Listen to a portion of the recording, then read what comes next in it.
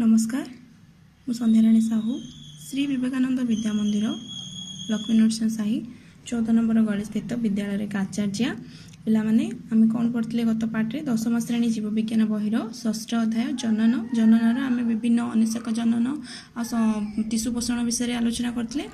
आज आम सपुष्पक उद्भिदर लिंगीय जनन विषय आलोचना करवा। तो सपुष्पक उद्भिदरे कौन हुए ना आवृत बीजी उद्भिदरे जननांश गुड़िक फूल मध्य रही है। जो आवृत बीजी फूल थाए तार जो जननांश गुड़िक कौन फूल भितर जननांश गुड़िक रही है। फूलर विभिन्न अंश आम सप्तम क्लास रे पढ़ीचे फूलर विभिन्न अंश विषय।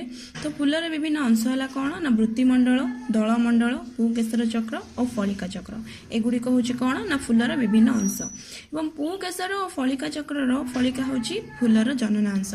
फूलर जननांश किए ना पुकेशर आउ फलिका चक्र एथिरे जायक कोष मान था। आमे माने आगुर अंगीय जनन विषय पढ़ी सॉरी लिंगीय जनन विषय पढ़ी से कायक कोष थाए और जायक कोष थाए।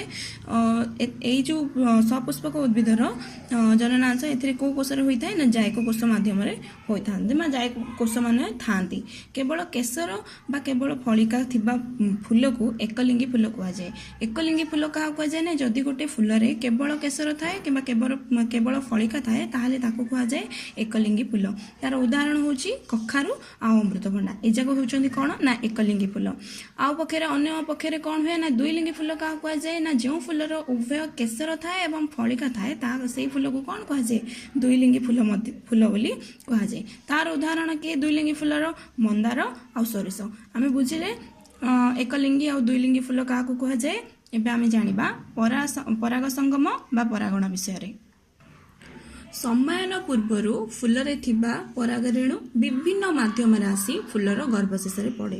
जितेबेले सम्मायन थिबा पूर्वर फूलरे थिबा जो पराग रेणुडा से कौन आसे विभिन्न माध्यम माने कौन पतंग पक्षी जल वायु इत्यादि माध्यम आसी फूलर केउठी पड़े गर्भशेष पड़ी थाए। याको पराग संगम बा परागण कहुए। बुझा पड़ा पराग संगम परागण क्या कहुए ना सम्मायन पूर्वर फूलरे थिबा पराग रेणु विभिन्न माध्यम आसी फूलर गर्भशेष पड़े ताहाको कौन पराग संगम बा परागण बोली कहुए।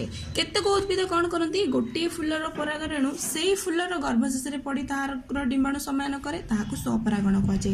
कौन करती ना केतेक उद्भिद कौन हुए ना फूलर पराग रेणुडा कौन हुए ना से फूलर का गर्भशेष आसी पड़े तेणु पड़ला से कौन हुए ना डिंबाणु को सम्मायन करे यहाँ स्वपरागण बोली कहुए।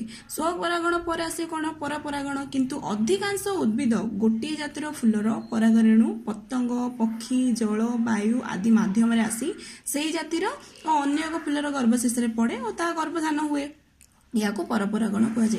परपरागण कौन ना केतेक उद्भिद कौन हुए गोटे जातिर फूलर परागण गुड़िक विभिन्न माध्यम आसिकी से ही जातिर फूल कि अन्य फूलर गर्भशेष पड़े सी गर्भधान हुए ताको परागण कहुए। एथुरु कौन स्वपरागण और परपरागण कौन ना स्वपरागण गोटे माध्यम कौन से फूल उपर ही गर्भशेष पड़ी था और परपरागण कौन अन्य मान माध्यम से फूल कि अन्य फूल पड़िकी होता है परपरागण। गर्भशेष शर्करा जैविक अम्ल और अन्य पदार्थ मिश्रण को एक अठालिया पदार्थ जात होता है। गर्भशेष कौन हुए ना शर्करा जैविक अम्ल अन्य पदार्थ मिश्रण से कौन सृष्टि होता है ना अठालिया पदार्थ जात होता है।